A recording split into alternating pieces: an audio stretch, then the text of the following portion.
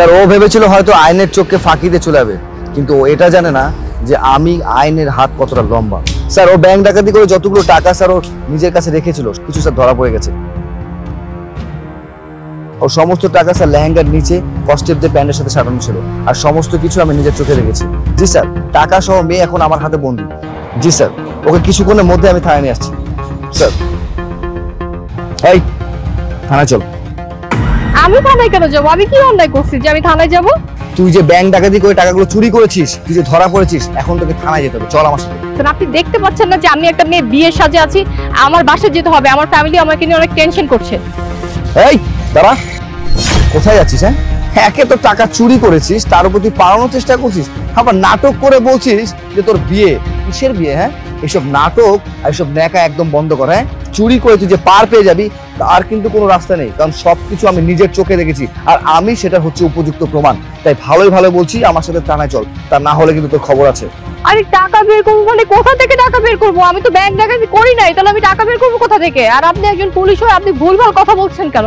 তোর স্কার্টের নিচে তো টাকা আছে। আচ্ছা ঠিক আছে, আমার স্কার্টের নিচে তো টাকা আছে, আমার লেহেঙ্গার নিচে কোথায়? কোথায় বলেন? আমি টাকা চুরি করতেছিলাম না, দেখান আমাকে টাকা দেখান। এই যে লেহেঙ্গার ভিতর তো আমি টাকা লুকিয়ে রাখছি। কই লেহেঙ্গার ভিতর টাকা কই?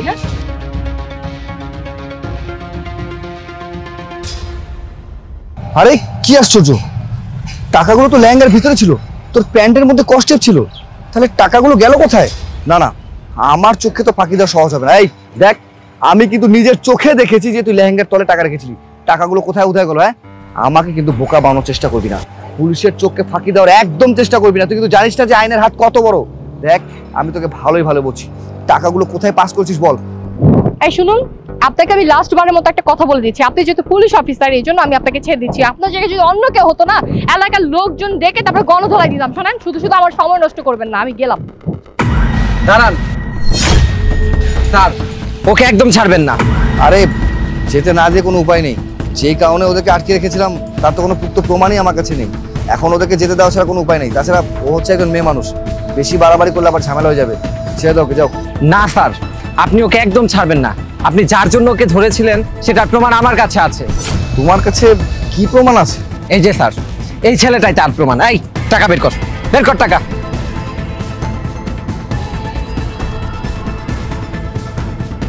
স্যার টাকা তো নিলেন, এবার আমি যাই। চুপচাপ দাঁড়া, কোথাও যাবি না তুই। স্যার এই নিন টাকা। এই চশমা খুল, আর অন্ধের অভিনয় করা লাগবে না। স্যার এরা দুজনই হচ্ছে একটা গ্যাংয়ের লোক, এরা দুজনে প্ল্যান করে টাকাগুলো চুরি করেছে।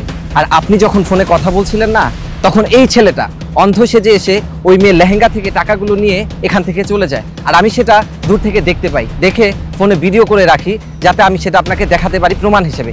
আর এই দেখুন স্যার, এই যে ভিডিওটা।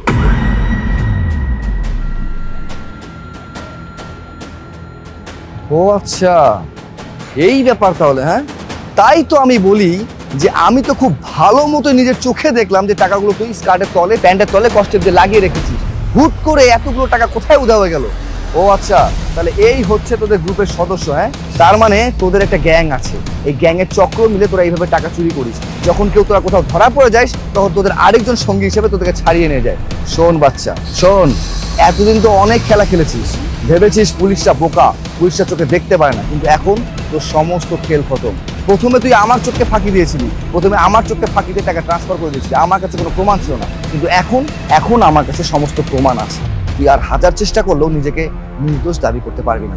শোন, আর একটা কথা না বাড়িয়ে এখানে চুপচাপ থানায় চল, তা না হলে কিন্তু তোর এমন অবস্থা করবো আজীবন মনে রাখবি। চল। স্যার প্লিজ দয়া করে আমাকে ছেড়ে দিন, আমার ভুল হয়ে গেছে, আমি আর কোনোদিন এরকম করবো না।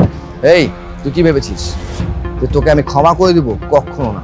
তোরা আজকে যে কাজটা করেছিস তা অনেক বড় একটা অন্যায় করেছিস। একে তো পুলিশের চোখকে ফাঁকি দিয়ে পুলিশকে দোষী করে তুই এখানে চলে যেতে চেয়েছিলিস, আর তুই ভেবেছিলি তুই সেটা করতে পারবি, কিন্তু তুই হয়তো এটা জানিস না চোরের 10 দিন হলে গৃহস্থের 1 দিন হয়, আর সেই দিনটাই এখন আমার এসেছে।